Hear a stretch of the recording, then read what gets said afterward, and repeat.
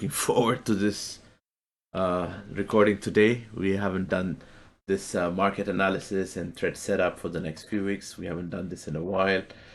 I am looking forward to some of the trades that you took, and also really discuss on our previous setups a couple of weeks ago. How did they play out, right? And what actions we were able to take. So that's the focus for tonight. And then we will see what trades we can take. So before I dive into how these drawings played out, I want to hear some of your trades. So what ticker did you trade on?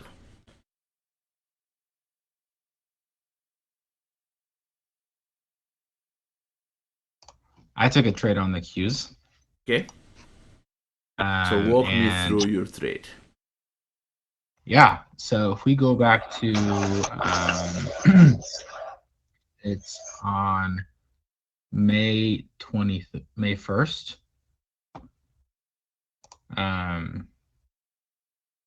Yeah, May 1st right there. So May 1st is a Monday. So we had our class on Tuesday. Exactly. So we had our class that day, and our plan was to. Yeah.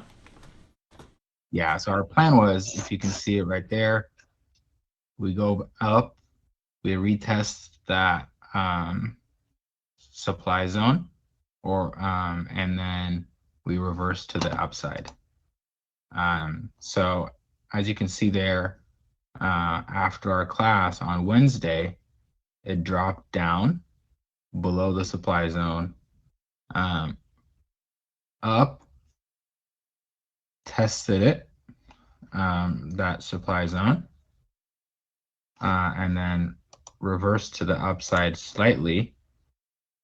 I actually didn't take a trade because I wasn't 100% sure whether that first retest was going to, and I kind of missed it because it was on the open the next day. It started reversing very quickly. And I missed it at the open, but I kept watching it. And you go back there, it tested that support line again later that day. Or the next day. A little. The next day, yeah. You see how it gapped up the next morning? I kind of, because of that gap up, I thought I had missed the move. Okay. And so I stayed patient and I watched it again. And then I saw that it retested it and then started reversing on the hourly. And I saw the lower time frames. And then I said, hey, okay, this is my time to enter. And I entered right there. Okay, so I like everything you said, 100% everything you said. Without even going to a lower time frame, what do you see here? You see big engulfing or big, just two big bars. Railroad tracks. That are railroad tracks, yes, exactly. You see railroad tracks, right? That's an entry, because 1, 2, 3 times it tested this supply zone. That's what we wanted, right? Our drawing, this white line, it says if we go up, test the supply zone as support, and we don't go below it, boom, we're going. Here, we went up, but we went below. We tried to go up, we went below. We go up, we don't go below. Up, we don't go below. It gave you like 1 opportunity here, 2 opportunities, 3rd opportunity. So I'm glad you at least took 1, right? And all of them would have been the same exit, roughly. But some of them might have given you a little bit better entry. Especially if you said you went to a lower time frame, right? And we'll come back to your trade, but I want to just keep using this as those learning moments. If we go to a lower time frame,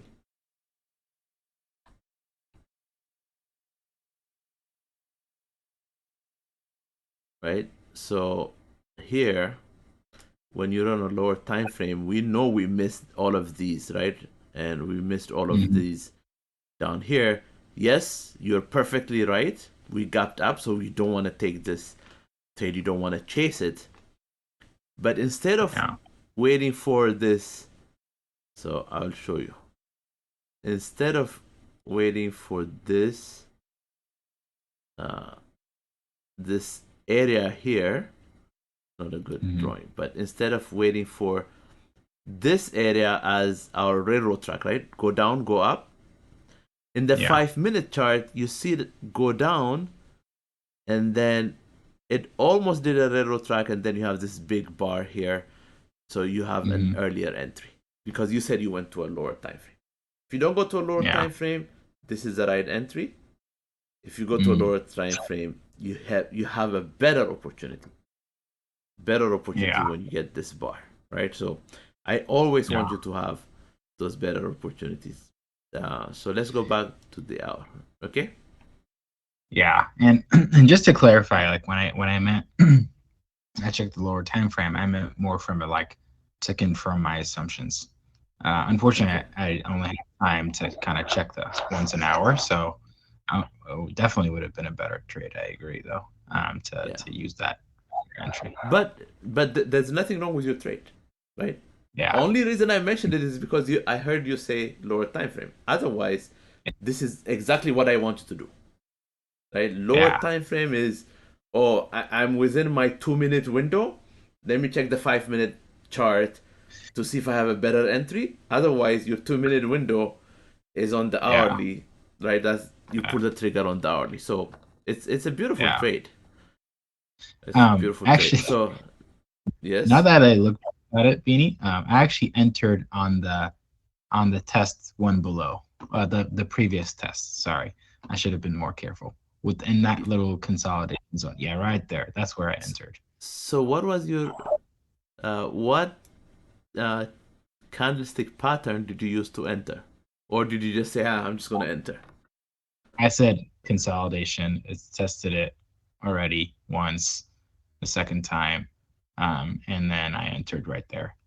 And I just told myself I would watch the entry the next morning. Sorry, I should have clarified. It's just been a few weeks. That's since okay. This happens. I like both entries. You actually have an earlier entry. So now let's talk about stops. Where was your stop? My stop was at just a little bit below the gap that we have. What gap? Previously. If you enter here, what gap? You see that gap? The gap on if you see that big purple bar a couple of days before. Yeah, this gap here. The bottom of that purple bar is where I set my. Okay. My stop. Wow, I'm loving this trade because you're using some logical areas, right, to put your stops. It's not just some random. Let me make my position so tight that I can't do anything with it, right? So I love this trade. So you're saying you see this gap. Let me draw it better. I really like this. I really like your setup. So you see this gap and you said, okay, I'm going to set my stop somewhere here, right? Yeah. And then I'm going to exit.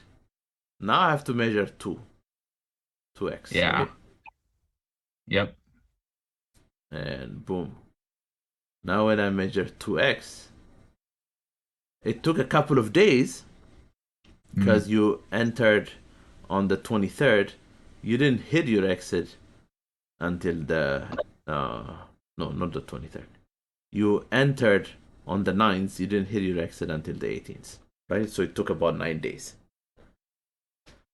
Yeah, one thing I did though, there was a gap that was made there from way back on August 19th, and so I did take some of my position off as soon as we got to that gap. So you're saying there's some gap down, yeah, right? on August, Right here, right? Is this gap? yeah, on August 18th, yeah, or So 19th, yeah. yeah, I'm instead of drawing the whole gap, I'm just gonna put a line here just to remind us. Okay. And but okay, so now uh but that line is below our entry. Maybe it wasn't that gap. Let me get you the exact date because it Yeah. was But it's okay. I don't think it's important. I think you're saying you saw some gap and you yeah, took your exit based on that yeah, gap analysis, right? So which is fine. yeah. I took The 50. other No, thing, yeah. yeah. I took 50% pretty much Okay. as we got closer to that gap, and then Yeah. I let the rest. I let the rest run. Okay. So the other thing is, if you had identified this supply zone, you Mm, could have also used the supply zone and say, look, when we come to that supply zone, yeah, I think it would be easy to be scared, right? Because here's your entry, you come back below your entry, and then you go up, and then you come back, test your entry. So it's easy to get scared. I don't want you to get scared. I yeah, want you to run the system. And mm, then when you hit the supply zone, the bottom of the supply zone, when you see this price down, yes, you can take an yeah, exit here. But yeah, even better than that is you can take your entry and keep pushing your, like, once you hit this, once you hit the supply zone, you keep your yeah, stop right somewhere here. Then you can stay in the yeah, trade until you get your 2x, because at this point, if price comes back here, you're still in profit, yeah, right? You can exit 100% of your position in profit if you do this. That's one thing I want you to think about. And for the future, like when you hit your supply zone and the momentum is to the upside right now, right? You're yeah, not fighting the trend. The momentum is to the upside.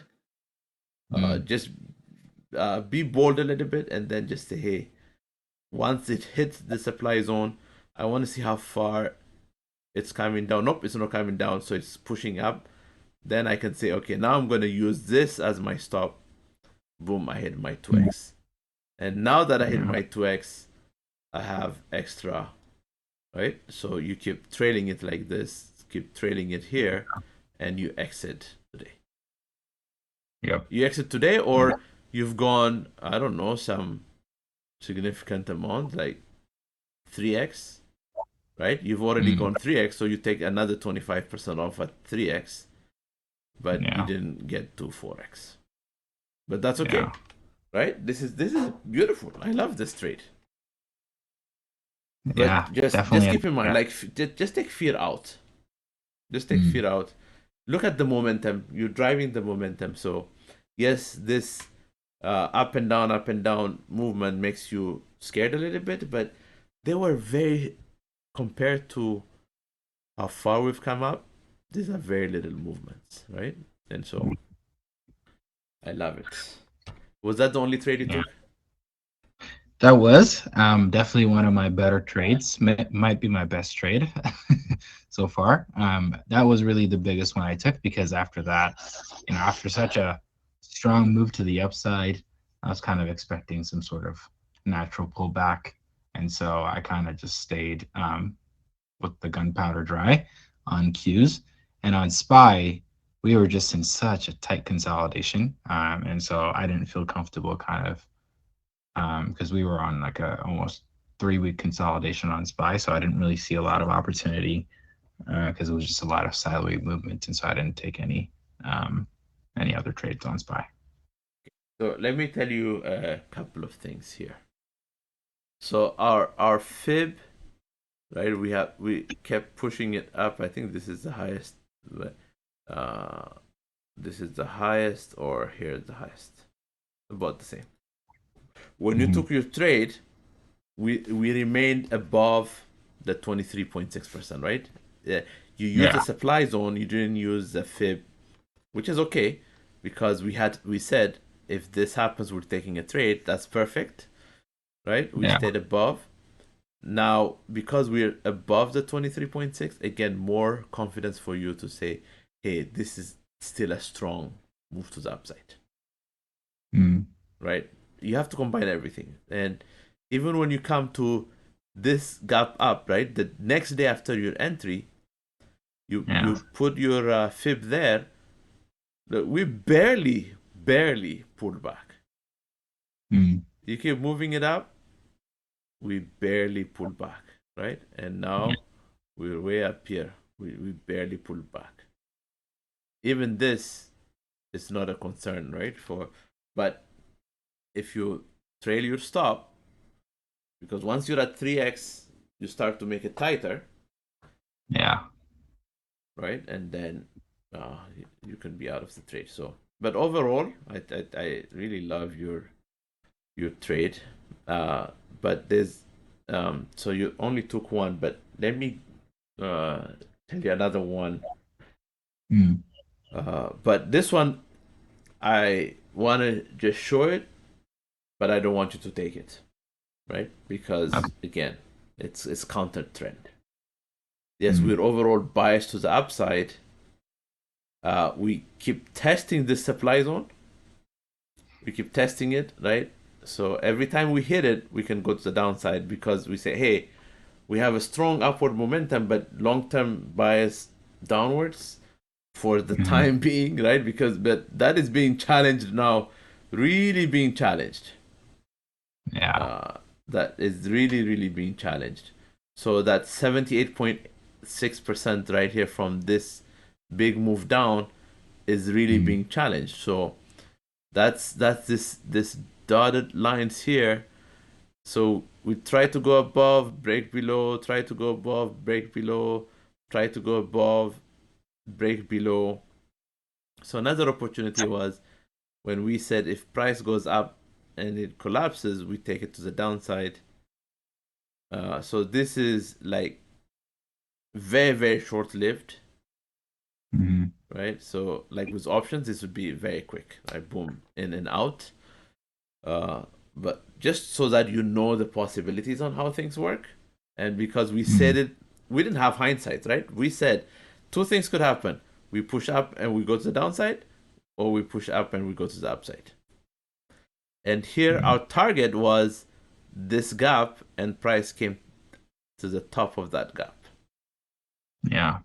Right. So, which is, but I love your trade, and this supply zone we no longer need it because we took care of that. Now, what we have is this supply zone, right? We have this supply zone where price actually touched it, rejected, but very weak rejection, and then pushed up above it, and it's struggling to stay above it. It's struggling to stay above it, but still, we're not having any deep retracement. So if futures want to hold and keep pushing up, now our entry here will be a bit tricky, right? Because we have to look at. Let's go to the daily. It's been a while, right, since we've been here. This is since August, right? It's been a long time, like 10, 11 months now. And so where is the next supply zone? That's what we need to look for. So this area here, this consolidation area, is our supply zone. Daily supply zone. Right? So this consolidation is our next supply zone, which is really very close to the previous supply zone. So in this area now, this is where things could happen. So what I want to see, preferably, is now for our next entry, is we go above it, test it, and keep pushing up. This is what I would like to see, right? to go to the upside, or now to go to this is a counter trend, but if this keeps collapsing, what I would like to see is closing this gap here and then going back up, right? And because this gap now is the 61.8 retracement. Yeah. This gap is not closed. So we have a couple of gaps that are not yet closed. So this is what I would like to see. Again, yet to be seen, but we have a lot of things happening right now. I just want to redraw this. So from here, ideally we close both of these gaps, one shot, and go to the upside. Right? I don't want you to think about a downside entry here. Let's just keep it to the upside. Until we know this is broken. But we've said, right, this downward 78.6 is completely broken. This fib doesn't exist anymore because it's completely broken. And we have points to go from, right? We have this and we have this. Yeah. I'm on the hourly, so let's do this. So actually we have this twice, so we don't need it twice. So here's our current fib, right? Because we're in to the upside. That 78.6 was broken. We're to the upside. So that's the fib we're gonna look for. Okay. So let's look at the spies. So this did not happen. A break above it did not hold. Because even here we don't know if it's holding, so this did not happen. Yeah. This go up to the downside. This actually happened even better, right? Than Q's. Spies are a little weak in my opinion. I think that's gonna play catch up because just as a reminder, we never went below 50%, right? We didn't even go 50%. We barely touched it, but the Qs have gone to 61.8. I think spies are gonna catch up and go to 61.8. That's just my opinion. So when you're looking at that in the spies,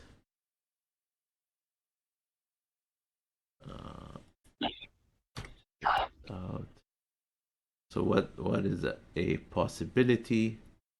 The 78.6 retracement. It tried it.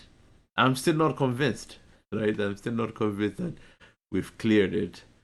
So we might still be to the downside. But we'll see. It's at the 23.6. Let's see how it plays out tomorrow. But I like for a trade, I prefer the Qs because they have a clear direction where they want to go. The spies, they want to follow technology, but I think the rest are not as strong as tech. And I think tech is the one that's holding them up. And eventually, if tech struggles, everything's going to come down. So I prefer not to do any trade, at least to the upside. I prefer not to do anything to the upside. And I would be very comfortable if price pops up just a little to target, down here, further down here. Like, target here. Maybe if it just bounces up a little bit, target down here. We'll see. So how do you feel? Feel pretty good. It's definitely a demanding market with so much going on, and so it's just been patience on SPY. But the Qs you said, I think offer a little bit more opportunity. So yeah, I think so. Yeah, definitely. So I have to be let's watch this week. Yeah, and IWM. Look at IWM where we are from February, right? And Qs, from February we're much higher. Mm. Spies, February we're about even, right? Yeah. So the weaker market. IWM, the weakest of the three. Mm. The weakest of the three. So if you want an opportunity to the downside, this is where you have to do a little bit of analysis and go for that, right? I'm just giving you a chance to kind of come back next week and maybe say, hey, I analyzed IWM. Here's the trade I took Mm. because it's Okay. sideways movement here. Okay. Any Definitely.